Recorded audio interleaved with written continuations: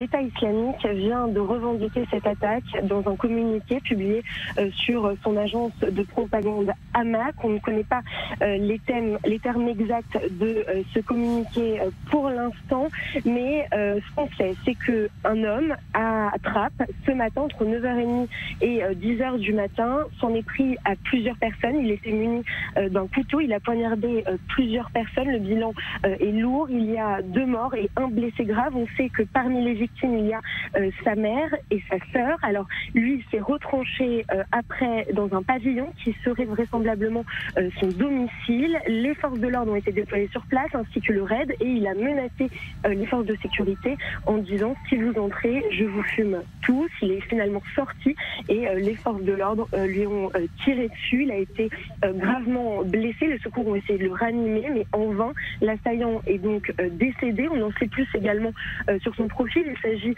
d'un homme d'une trentaine d'années qui s'appelait Karim S. Il était connu, suivi pour radicalisation par la Sûreté territoriale des Yvelines, en revanche pas par la DGSI.